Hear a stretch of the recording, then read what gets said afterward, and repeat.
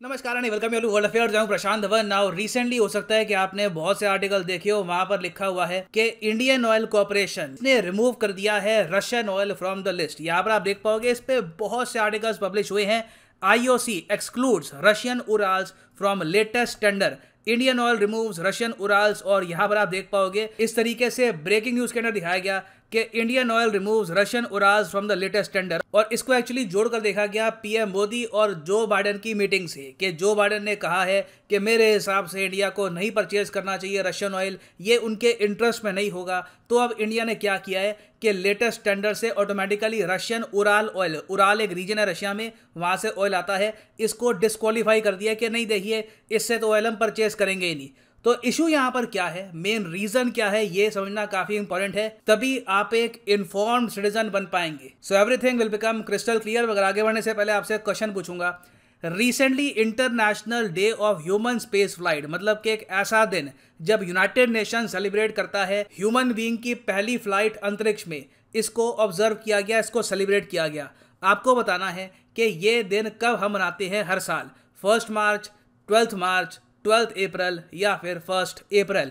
Comment section में करिए उत्तर, सही आंसर आपको मिलेगा वीडियो के अंत में। अब पहली बात तो यहाँ पे आपको समझना होगा कि टेंडर होता क्या है। जब भी हमारी कोई ऑयल कंपनी को क्रूड ऑयल परचेज करना होता है, कच्चा तेल परचेज करना होता है कुछ महीनों के लिए, मान लो अप्रैल जून के लिए, तो ये लोग निकालेंगे टेंडर, ग्लोबली बोलेंगे कि जी हम इंडियन कंपनी, हमको चाहिए इतने million barrel, 20 million 30 million barrel का तेल, जितना भी उनको तेल चाहिए उसका टेंडर निकालेंगे। जो सबसे अच्छी ऑफर आपको देगा अच्छे ऑयल क्वालिटी के साथ, उनका ऑयल आप परचेज करेंगे अपनी रिक्वायरमेंट के हिसाब से। अब रशिया को आप अगर देखो, वैसे हम यूजुअली मीडिया में कहते हैं Russian oil, Russian oil India purchase करेगा, रशियन ऑयल परचेज नहीं करना चाहिए ना। ये तो बहुत ही एक ब्रॉड टर्म हो गई। वैसे आप रशिया में देखोगे तो बहुत सारे रीजन है और रीजन्स के हिसाब से आपको डिफरेंट क्वालिटी का तेल मिलेगा। फॉर एग्जाम्पल यहाँ पे आप देख पाओगे जो उराल माउंटेन्स है रशिया में, वहां पे मिलता है उराल वोल्गा ऑयल, फिर वेस्ट साइबेरिया ऑयल आपको और मिलेगा। तो जो रशियन उराल ऑयल है, इस रीजन का जो इनका तेल है, देखा गया है कि इस ऑयल में सल्फर बहुत ज्यादा आपको मिलेगा। कच्चे तेल में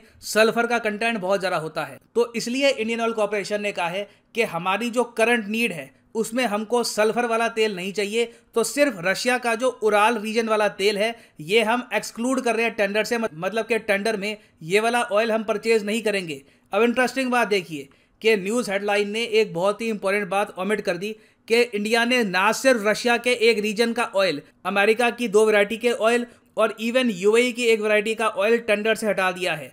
इसमें कोई जियोपॉलिटिक्स इन्वॉल्व नहीं है। यहां पर आप देख पाओगे रशियन उराल्स दास, ये यूएई का हो गया दास। उसके अलावा यूजीन आइलैंड, थंडर हॉर्स, इसको गूगल करोगे आप तो आपको यूएसए के आसपास, ये गल्फ ऑफ मैक्सिको में और जगह पे ये रीजन मिलेंगे। यहां से यूएस तेल निकालता है, कच्चा तेल निकालता है, और यहां पर भी सेम प्रॉब्लम आपको मिलेगी कि सल्फर कंटेंट बहुत ज्यादा है। तो इंडियन ऑयल कॉर्पोरेशन का मेन इश्यू यहां पर यह है कि हमको सल्फर वाला तेल, ज्यादा सल्फर कंटेंट वाला तेल अभी के लिए परचेज नहीं करना। तो इसका मतलब ये नहीं है कि हमने ऑल टुगेदर रशिया के ऑयल को ही रिजेक्ट कर दिया है। सिर्फ एक रीजन के ऑयल को कहा है कि ये हम नहीं लेंगे। बाकी रशिया में बहुत से अलग रीजन है, वहां पे डिफरेंट टाइप ऑफ ऑयल आपको मिलेंगे। कहीं पे सल्फर कम होगा, कहीं पे ना के बराबर होगा। तो वो वाला जो ऑयल है ये अभी भी टेंडर के लिए कर सकता है अप्लाई। अब नेक्स्ट क्वेश्चन यहाँ पर आप पूछेंगे, मगर इंडियन ऑयल कॉर्पोरेशन को सल्फर इतना पसंद क्यों नहीं है, सल्फर ये लोग क्यों नहीं चाहते? देखिए, कई बार आईओसी सल्फर वाला ऑयल भी परचेज करती है, मगर कई बार ये चाहते हैं कि इनको ऐसा ऑयल मिले जहां पर सल्फर कंटेंट बहुत ज़्यादा कम हो। ये इसलिए किया जाता है क्योंकि जब आपको कच्चे तेल से हाई क्वालिटी प्रोडक्ट्स बनाने होते हैं तो वहां पे सल्फर जितना कम हो, प्रोडक्ट आपका उतना बेहतर निकलेगा। आपको पता होगा कच्चा तेल जो है ये जब हम डालते हैं रिफाइनरी में, फिर हमको मिलते हैं बहुत सारे products. For example petroleum, diesel, kerosene, gasoline, liquefied petroleum gas जिसको आप एलपीजी कहते हैं, ये सारी चीज़ें आपको कच्चे तेल से ही मिलती है। तो आने वाले 2 महीनों में इंडियन ऑयल कॉर्पोरेशन का प्लान ये है कि कई ये प्रोडक्ट्स बनाएंगे जहां पर ऑल टुगेदर सल्फर कंटेंट कम हो। जब सल्फर का कंटेंट ऑयल और पेट्रोल में और जगह कम होता है तो आपकी जो गाड़ी है, जो आपका स्कूटर बाइक है, उसकी फंक्शनैलिटी के लिए ये काफ़ी अच्छा होता है। आपने देखा होगा काफ़ी बार कैस्ट्रॉल या फिर और जो मेजर कंपनीज हैं ये ऐड करती है कि ये हमारा मोटर ऑयल है, सल्फर कंटेंट बहुत कम है, या फिर ये स्पेशल ऑयल है, हाई ग्रेड का ऑयल है, इसमें सल्फर कंटेंट आपको बड़ा कम मिलेगा। तो ये इसलिए कहा जाता है क्योंकि लगातार आप ऐसा फ्यूल यूज करोगे जहाँ पे सल्फर बहुत ज्यादा है तो आपकी गाड़ी को भी नुकसान होगा। डीजल के केस में भी यही है। एक टर्म होती है ULSD, इसको हम कहते हैं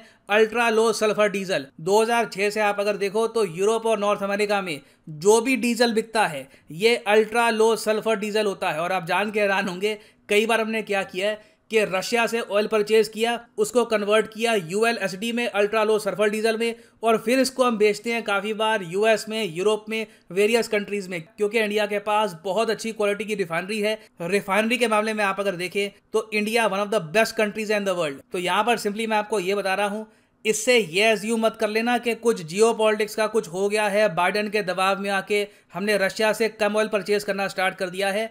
सिर्फ यहाँ पे एक टेक्निकलिटी का खेल है, कोई बड़ी बात नहीं है कि कल को ये टेंडर किसी रशियन कंपनी को ही मिल जाए और India in the future Russia से और भी ऑयल परचेज करे। तो मेरा काम देखिए यही होता है, जो एक्चुअल में चीज़ है वो आपको समझाना। वैसे फ्लैश आपको जगह दिख जाएगी कि ये हो गया, ऐसे हो गया, ऊपरी सतह से जो न्यूज़ है वो आपको पढ़ के बता देंगे।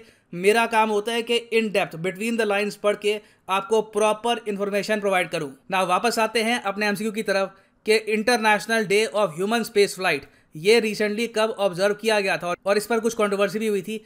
ये ऑब्जर्व किया गया था 12 अप्रैल को, क्योंकि 12 अप्रैल वो तारीख है जब यूरी गैगरिन USSR के नागरिक ये पहले ह्यूमन बीइंग बने थे जो अंतरिक्ष में गए थे। और नासा ने इस बात को लेकर एक पोस्ट कर दी, जिसके बाद नासा की काफ़ी आलोचना करी गई। ये कहा गया कि आप USSR के एस्ट्रोनॉट को प्रमोट क्यों कर रहे हैं। यहाँ पर आप देख पाओगे नासा की ट्वीट है, today is international day of human space flight. Of course ये 12 तारीख की ट्वीट है, और नीचे यहाँ पर लिखी है date, first man in space 12 April 1961। तो याद रखिएगा, काफ़ी इंपॉर्टेंट है, ये बहुत कंट्रोवर्सी में भी था ना। फाइनली यहाँ पर मैं ये भी ऐड कर दूँ कि आज आखिरी दिन है, आज रात 12 बजे अनअकैडमी का जो UPSC ऑफर है ये हो जाएगा खत्म। कमेंट सेक्शन में जाओ, यहाँ पे आपको मिलेगा लिंक, इस लिंक पे करो क्लिक और यहाँ पे आप परचेज कर पाएंगे अनअकैडमी का यूनिक UPSC कॉम्बो ऑफर, जिसके अंदर आप UPSC प्रीलिम्स, मेंस, ऑप्शनल तीनों की ही तैयारी कर सकते हैं इन ए सिंगल परचेज। और अभी यहाँ पर स्पेशल ऑफर ये चल रहा है कि अगर आप 24 महीने का कोर्स परचेज करोगे तो 6 महीने आपको एक्स्ट्रा मिलेंगे। 24 महीने का कोर्स ऑटोमेटिकली बन जाएगा 30 महीने का कोर्स।